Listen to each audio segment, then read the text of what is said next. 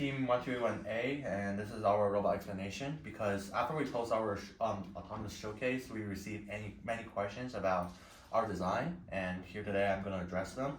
So I'm the driver of the team, Joshua, and the guy who's filming me right now is our primary builder, Logan. He will be showing his face in the video later. So I guess to begin with, I will start with how we come up with this design. So before, like most of the other teams, that we do take the idea from Rig One, which would build a thoughtless roller. But the issue we realize is that once your intake balls into your robot, it will always keep on spinning, like free spinning inside of your bot, and lots of power of your motor are being wasted on like try to sustain the balls inside of the robot. So once you try to intake the last one or two balls into your robot, it's pretty difficult because so many power there's been already waste on like the balls inside of you. So we actually think of just maybe build like one intake, and then balls will kind of push each other up. So you take one ball, the other one push it up, and then the other one push it up. So that's our initial design, which would build like a ramp with an intake right here. So when you take a ball, it gets here, you take another one, it pushes up. And then we realize you cannot really score like before with a roller with this design, because if you only have two, they're on the bottom. So that's why we score with like a piece of polycarb, and we kind of like this, we push it up and score.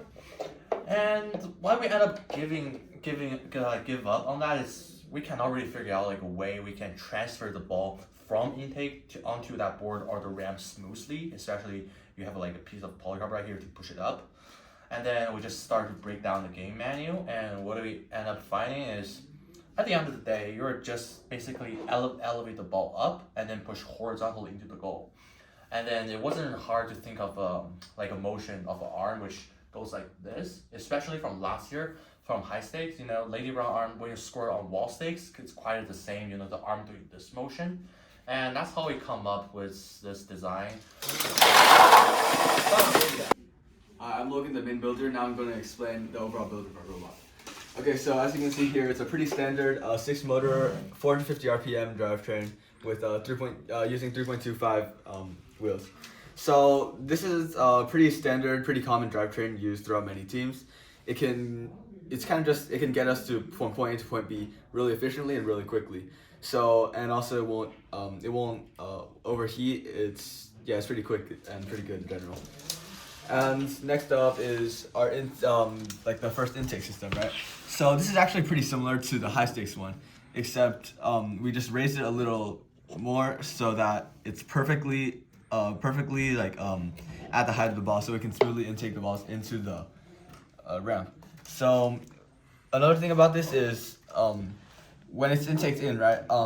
The back of the wheel actually sustains the ball above and makes it so that it's like elevated over here, so it's kind of like elevates the ball and makes sure it goes into the ramp efficiently. And also we do add like a piece of rubber band right here, as you can see.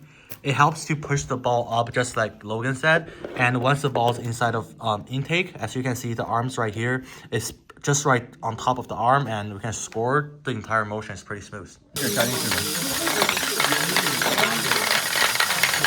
So yeah, it provides a smooth ramp for the entry into the ramp.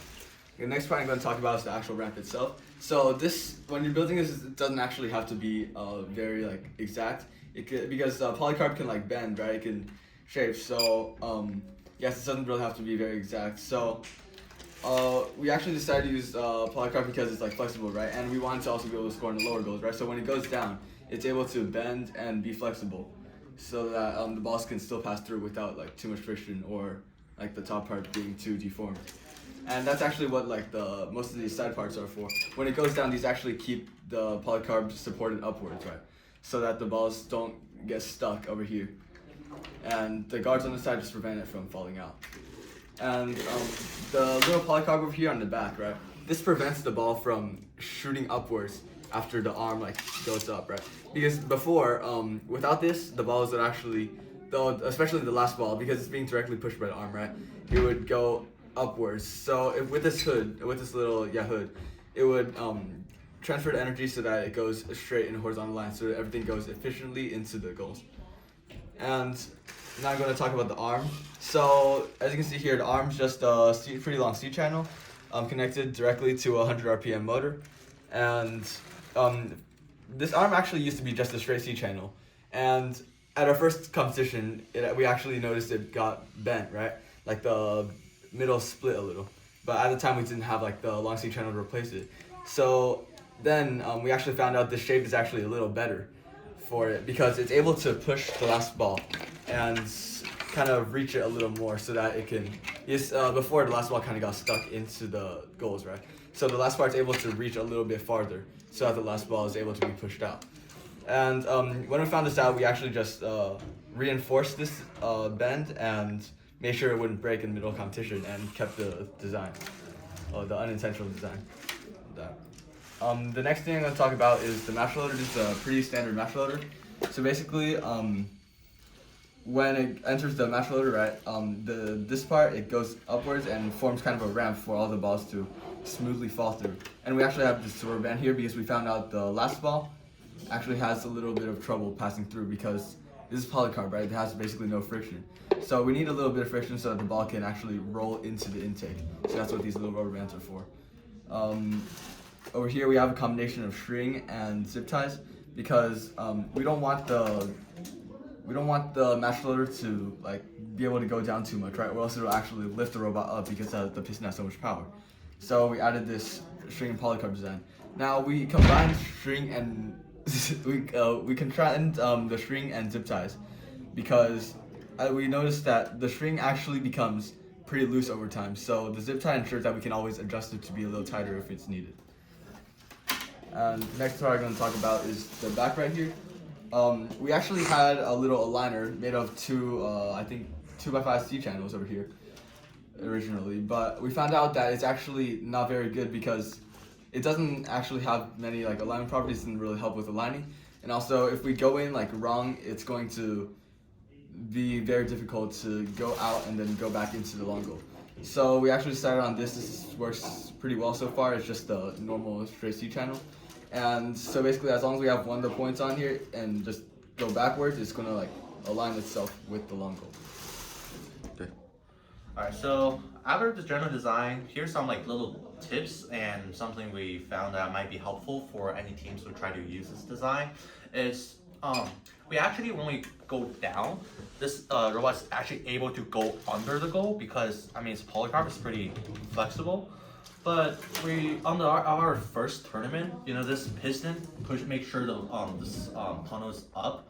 But when you're running out of like air or something, it actually goes like down a little bit, and we cannot really score it as efficient as before without like air. So that's why we end up adding like a piece of C channel right here with rubber band. Which rubber band can pull the goal up, so even when we're running out of air, it's still able to straight up and scoring on long goal because you know long goal is always something you want to prioritize before like middle goals and stuff.